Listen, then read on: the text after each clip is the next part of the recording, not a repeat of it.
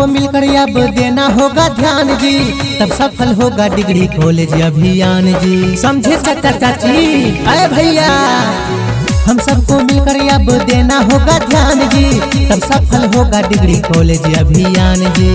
सबके लिए उच्चतम नॉलेज चाहिए, रुपौली में डिग्री कॉलेज चाहिए, रुपौली में ही डिग्री कॉलेज चाहिए।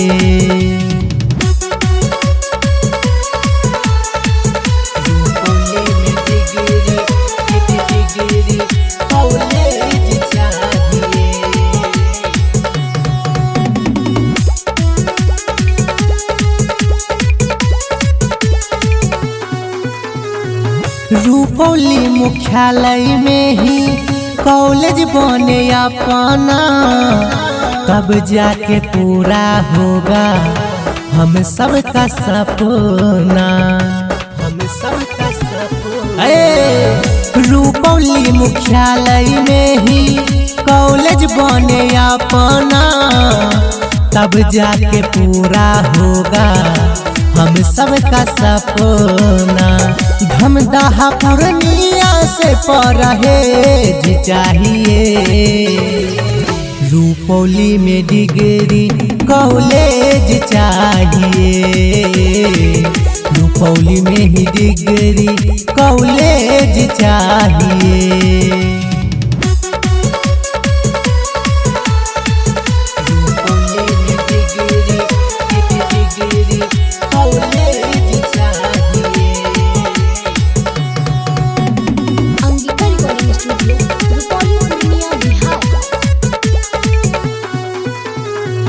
अगर पूरा होगा ना इस बार हम सबका मांग जी, खुलकर करेंगे आंदोलन, होगा चक्का जाम जी, होगा चक्का जाम। हाँ, अगर पूरा होगा ना इस बार हम सबका मांग जी, खुलकर करेंगे आंदोलन, होगा चक्का जाम जी। रोशन कहे खबर सनसनीखेज चाहिए, रुपौली में डिग्री कॉलेज चाहिए, रुपौली में ही डिग्री कॉलेज चाहिए।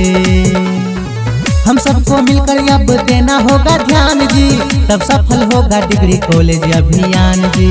सबके लिए उच्चतम नॉलेज चाहिए, रुपौली में डिग्री कॉलेज चाहिए, रुपौली में ही डिग्री कॉलेज चाहिए, कॉलेज चाहिए।